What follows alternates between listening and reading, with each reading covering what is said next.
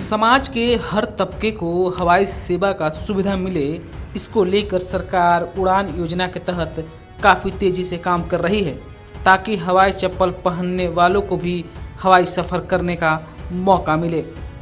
इसी बीच बिहार के मुजफ्फरपुर से छोटी दूरी के लिए विमान सेवा शुरू करने की तैयारी चल रही है। नागरिक उड्डयन मंत्री ज्योतिरादित्य सिंधिया से मुलाकात कर लौटे पूर्व नगर विकास एवं आवास मंत्री सुरेश शर्मा ने यह जानकारी दी है। मुजफ्फरपुर में पूर्व मंत्री ने कहा कि पताही हवाई अड्डा से भी छोटे विमान जल्द उड़ान भर सकेंगे। इसके लिए मंत्रालय ने पहल की है, जो मुजफ्फरपुर से रांची, बनारस, लखनऊ, कोलकाता और गोरखपुर समेत 500 किलोमीटर के दायरे में आने वाले शहरों के लिए विमान सेवा शुरू करने की तैयारी चल रही है, जहां औसतन 2500 रुपये तक के किराया में शहरवासी उक्त शहरों तक आ जा सकेंगे। पत्रकारों से बातचीत करते हुए पूर्व मंत्री ने बताया कि 4 जून को नागरिक उड्डयन मंत्री ज्योतिरादित्य सिंधिया से मुलाकात हुई थी। मंत्री ने बताया कि क्षेत्रीय विमान सेवा के तहत छोटे शहरों में 40 से 60 सीटों वाले विमान चलाने की योजना पर कार्य चल रहा है। इसमें पताही हवाई अड्डे को भी शामिल किया जाएगा।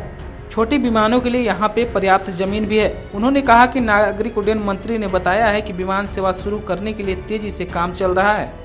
योजना के तहत उत्तर प्रदेश के कई शहरों में भी विमान सेवा शुरू की गई है। फिलहाल पटना और बनारस के बीच छोटे विमान उड़ान भी भर रहे हैं। विमानन कंपनियां छोटे शहरों में सेवा शुरू करने के प्रति काफ़ी रुचि भी दिखा रही है।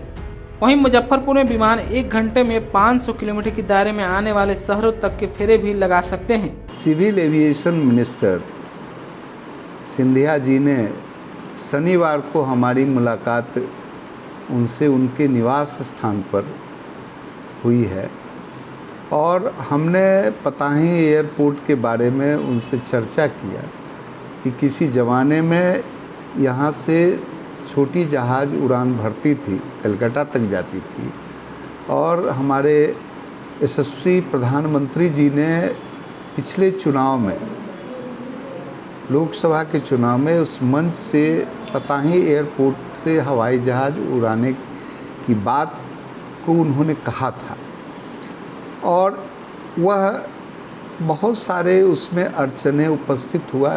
विशेष तौर से लैंड का प्रॉब्लम उसमें है क्योंकि उसके पश्चिम में नहर है और पूरब में भी कोल्ड स्टोरेज के पहले तक की ज़मीन ली जाती है, तब भी बड़े जहाज़ को वहाँ पर लैंड करने का स्पेस नहीं है।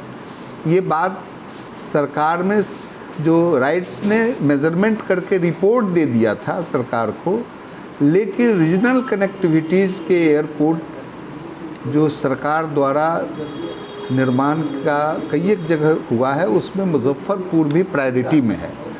और मिनिस्टर सिंधिया जी ने कहा कि हम प्रायोरिटी में है और हम वहाँ से हवाई जहाज़ उड़ाने की व्यवस्था का फाइल प्रोसीडिंग में है और इसको वहाँ से उड़ाया जाएगा, क्योंकि वह वैशाली का एयरपोर्ट होगा।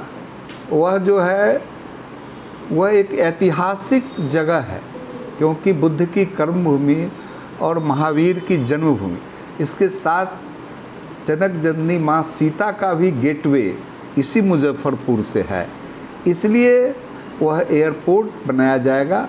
साथ ही कपड़े का सबसे बड़ा मंडी यहाँ सूतापट्टी है और वहाँ के भी जो चैम्बर ऑफ कॉमर्स के जो लोग हैं बराबर इस बात के लिए प्रेरित करते हैं कि यहाँ से हवाई जहाज़ उड़नी चाहिए।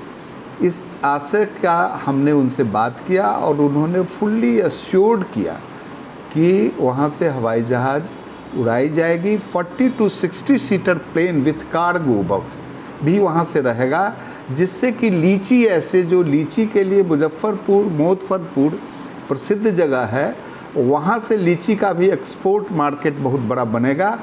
इन सब और फूड प्रोसेसिंग पार्क यहाँ पर सब बनने जा रहा है, उसके लिए बड़ी बड़ी कंपनियाँ यहाँ आ रही है, इसलिए मुजफ्फरपुर पताही एयरपोर्ट निश्चित तौर से बनेगा, जिससे मुजफ्फरपुर की जनता की जो चाह बरसों से है वह पूरा होते हुए नज़र आ रहा है और उसकी संभावना बिल्कुल बन रही है। कोई डेडलाइन दिया उन्होंने कि कब तक? नहीं, उन्होंने कहा कि इसका प्रोसेस में ये फाइल चल रहा है समझा, उसका जल्दी फिर उसका इंस्पेक्शन होगा, लैंड भी कुछ एक्वायर्ड होगा जहाँ तक हो सकता है। तो हम समझते हैं कि छोटी प्लेन के लिए वह जगह उपयुक्त होगा, उतनी ज़मीन भी उपलब्ध हो जाने की संभावना पूर्णतः जाहिर की जा रही है। मुजफ्फरपुर से बोलता बिहार की रिपोर्ट। अगर आपने अभी तक हमारे चैनल को सब्सक्राइब नहीं किया है तो सब्सक्राइब कर लें। अगर ये वीडियो फेसबुक के माध्यम से देख रहे हैं तो पेज को लाइक करें, फॉलो करें। धन्यवाद।